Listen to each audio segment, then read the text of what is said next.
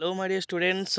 So, welcome back to all of you our Chandan Educational channel. ତ ପିଲାମାନେ ଆମ ଚ୍ୟାନେଲକୁ ତମମାନଙ୍କୁ ସ୍ୱାଗତ। ତ ଦେଖ ଗୋଟେ ବିଶେଷ ନୋଟିସ୍ ଆସିଯାଇଛି ତମେ ଅପେକ୍ଷା କରିଥିଲ ଯେ ସାର୍ ଆଉ ରିଜଲ୍ଟ କେବେ କ'ଣ ଆସିବ ମେଟ୍ରିକର। ଦେଖ ଯାହା ଆସିଛି ଏବେ ନୋଟିସ୍ ମୁଁ ତୁମକୁ ଜଣାଇ ଦେଉଛି। ଚଳିତ ମାସ ଚତୁର୍ଥ ସପ୍ତାହ ସୁଦ୍ଧା ମେଟ୍ରିକ ରିଜଲ୍ଟ ପିଲେ ପ୍ରକାଶ ପାଇବ। ଚଳିତ ମାସ ମାନେ କେଉଁ ମାସରେ ଏଇଟା ମେ ମାସ ହେଲା କି।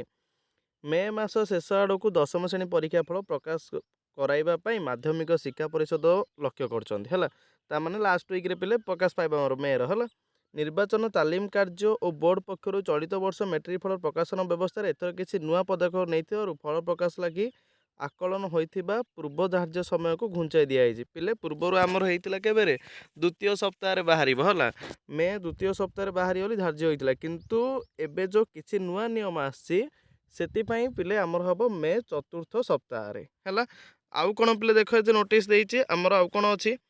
ପରୀକ୍ଷା ଫଳ ପ୍ରକାଶ ପରେ କୃତି ପରୀକ୍ଷାର୍ଥୀମାନଙ୍କୁ ଡିଜିଟାଲ ସାର୍ଟିଫିକେଟ୍ ପ୍ରକାଶ କରାଯିବା ଲାଗି ନିଷ୍ପତ୍ତି ନିଆଯାଇଥିବା ବେଳେ ହେଲା। ଦେଖ ତ ଆଗେ ପିଲା ଆମକୁ ହାର୍ଡ଼ କପି ହିସାବରେ ମିଳୁଥିଲା, ସଫ୍ଟ କପି ଆମେ ଟିକେ ଜାଣିପାରୁଥିଲେ, କିନ୍ତୁ ଏବେ ଆମ ଗଭର୍ଣ୍ଣମେଣ୍ଟ କ'ଣ ଡିକ୍ଲେୟାର କଲେ ନା ଡିଜିଟାଲ ସାର୍ଟିଫିକେଟ୍ ପିଲା ଆମେ ପାଇପାରିବା। ଡିଜିଟାଲ ସାର୍ଟିଫିକେଟ୍ ମାନେ କ'ଣ, ଆମେ ସେଇ ଅନଲାଇନ୍ରୁ ହିଁ ନେଇକି ବା ଆମେ ତାକୁ ଜଏନିଂରେ ଲଗେଇ ପାରିବା ହେଲା। ଆଉ ବୋଲେ ତୁମ ଟେନସନ୍ ନେବାର କିଛି ଆବଶ୍ୟକତା ନାହିଁ। ହ୍ୱାଟ୍ସଆପ୍ରେ ପରୀକ୍ଷାର୍ଥୀମାନେ ରିଜଲ୍ଟ ଜାଣିବା ଲାଗି ଆଉ ଏକ ନୂଆ ପଦକ୍ଷେପ ନେବାକୁ ବୋର୍ଡ଼ ପ୍ରସ୍ତୁତ ଚଳାଇଛନ୍ତି।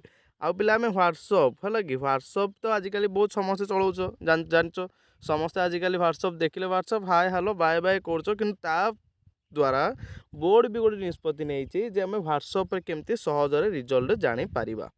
ଫଳ ପ୍ରକାଶ ମାତ୍ରେ ପରୀକ୍ଷାର୍ଥୀମାନେ ହାତ ପାଆନ୍ତା ରିଜଲ୍ଟ ସିଟ୍ ପାଇବା ଲାଗି ବୋର୍ଡ଼ ପକ୍ଷରୁ ହ୍ୱାଟ୍ସଆପ୍ରେ ଏହି ସୁବିଧା ଉପଲବ୍ଧ କରାଇବାକୁ ଯୋଜନା ହୋଇଛି।